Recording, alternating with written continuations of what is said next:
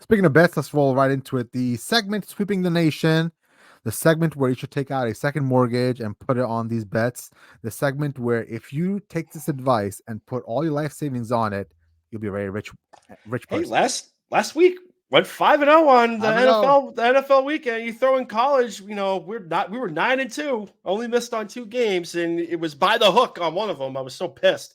But this week, like I said, you got to follow me on Twitter.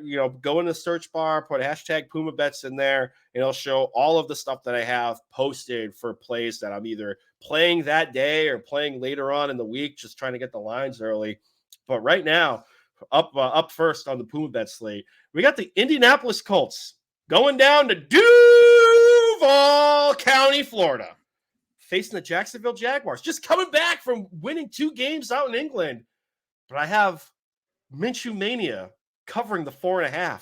And I also think Indianapolis could win that game outright because Jacksonville hasn't really been that impressive. And they're coming back home a little bit. There might be a little bit of a letdown spot after winning those 2 crucial games, one of them against the Buffalo Bills that looked like they wanted to be absolutely anywhere but London, England. I mean, you have Jonathan Taylor coming back in the fold. He just signed that mega contract. I understand he's probably going to be eased back in the offense. But Zach Moss has looked like Utah Zach Moss, running between the tackles. He got 2 touchdowns last week against Tennessee. And Tennessee is a good rush defense. Like, that's the one good thing they can do on the defensive side of the football up until last week was stopping the run. And Zach Moss made them look silly. We just need for this to hit the 4.5. And like I said, I have Indianapolis winning outright too.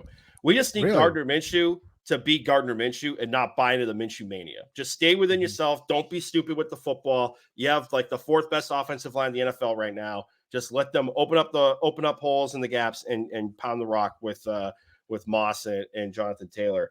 Next up, I said it a couple of segments ago. I got Seattle +3. I think they could also win outright too. I think they're froggy enough. I'm barking with a lot of dogs this week. So I'm going to go Seattle covering the 3 points. If you like Cincinnati, I would probably go to FanDuel where the spread is 2.5 right now. If you like Seattle, I would jump on, get the 3 on DraftKings. San Francisco, right now it is -5.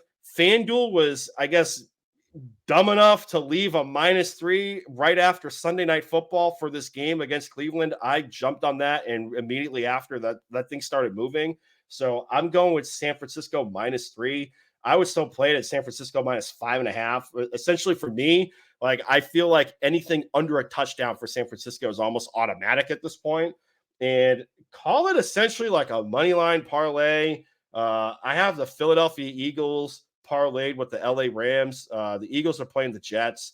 Earlier in the week, they were 6.5-point favorite. I think that's gone through 7. Some books might have 7.5. And the Rams are, I believe they're on the road in Arizona, I believe. And they're facing the Cardinals. The Rams are just going to be in a bounce back spot. Like I said, James Conner is going to be, he's on injured reserve. So he's going to be out a minimum of 4 games. I think a lot of that offense is going to be going on injured reserve with him and masking Joshua Dobbs' deficiencies. And Dobbs has been great this season, but, Conner did a lot of the lifting, in my opinion. So we just need Philadelphia and the Rams to win.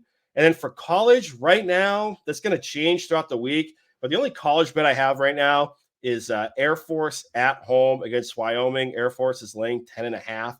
I'm going to lay the 10.5 because, to quote Chip Patterson from CBS Sports, Air Force is a wagon with wings. They are just absolutely demoing teams. They ran roughshod on San Diego State, and I get it. It's Wyoming. They're the 72nd ranked rush defense in the country, which, sounds like that's a ridiculous number. But when we're talking about 72 out of like 130 plus FBS teams, like, that's rather good. But I feel like Air Force is just firing on all cylinders. They had a bye week, so they were able to prepare for this game to a certain extent. And Wyoming just had a gutty performance at home in Laramie against Fresno State. I think they ended Fresno State's like 14-game win streak. So give me Air Force laying the 10.5. You might want to jump on the under too, because I think both teams are just going to try to establish the run. But I think Air Force is going to be able to break off the big runs and put the points on the board.